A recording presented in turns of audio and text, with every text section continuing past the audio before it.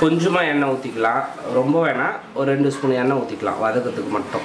சின்ன ஸ்பூன் சோம்பு, சின்ன ஸ்பூன் ஒரு சீரகம் 1 ஸ்பூனு, மிளகு 1/2 ஸ்பூன் போதும். இது முழு பூண்டுப்பா.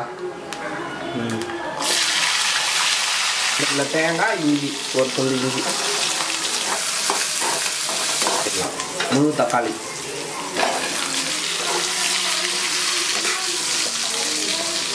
கருவாட்டு குழம்பு தாளிக்கு கடாயை வச்சிடலாம்பா. எண்ணெய் ஒரு 150 எண்ணெய்க்கு மேலே ஊற்றிக்கலாம்பா. கருவாட்டு குழம்பு இருந்தாலும் கொஞ்சம் எண்ணெய் அதிகமாக தான் இருக்கணும். நல்லா அலசணும் கருவாடு.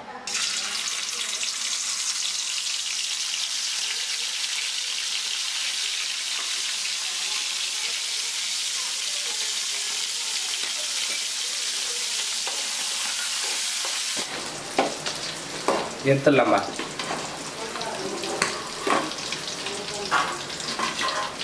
கடுகு நல்லா பொரியுதுப்பா. சீரகம் 1 ஸ்பூன் போட்டுக்கலாம்பா. நம்ம அரைக்கிறதுக்கு 1 ஸ்பூன் போட்டோம், இதில் 1 ஸ்பூன் போட்டுக்கலாம். 2 வெங்காயம், முழு வெங்காயம்பா. பூண்டு ஒரு சின்ன பூண்டு வச்சுது, தேவையான அளவு கருவேப்பிலை. பொன்னிறமாக வரணும். அதுக்கப்புறம் நம்ம காய் போட்டுக்கலாம். எண்ணெயில் காய் போட்டு வதக்கிட்டு தக்காளி போட்டு உப்பு போட்டு கொஞ்சம் நேரம் வேகட்டோம்னா அதுக்கப்புறமா நம்ம மசாலா சேர்த்துக்கலாம். வதக்கி வச்சுருக்கலாம் அந்த மசாலா.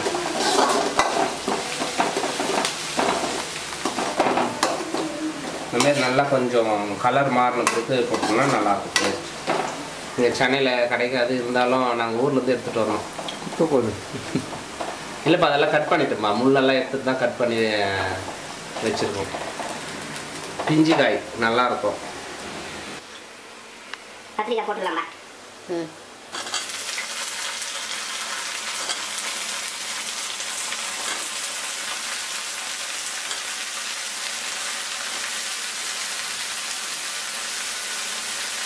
கத்திரிக்காய் போட்டாச்சு.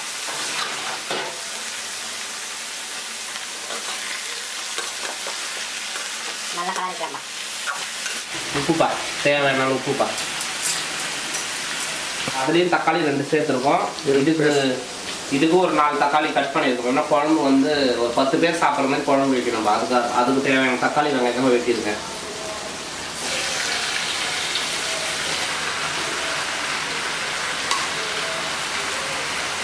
இப்படி போட்டுடலாம்பா.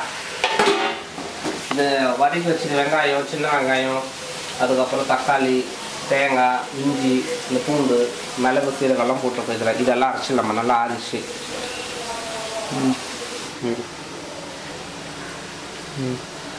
ஊற்றிக்கலாம்பா.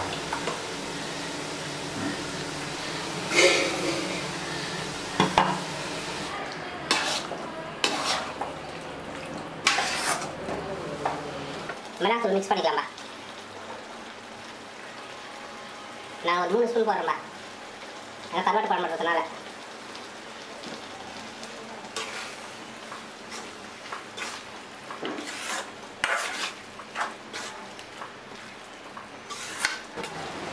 தண்ணி மிக்ஸ் பண்ணிடலாம்பா.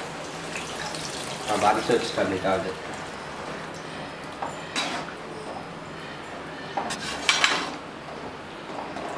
நல்லா ஒரு கொதி வந்த பிறகு புளி ஊற்றிக்கலாம்பா. கரெக்டாக ஒரு கோலி உள்ள சைஸ் எடுத்துருக்கோம்பா.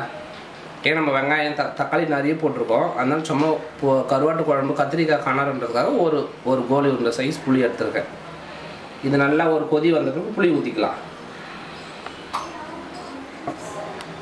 நல்லா வறுத்து வச்சுருக்கோம். இறக்கும் போது போட்டுக்கலாம்பா.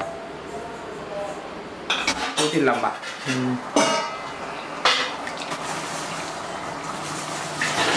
வறுத்து வச்ச கருவாடு இதில் போட்டுடலாம்பா. இறக்க போகிறோம் குழம்பு.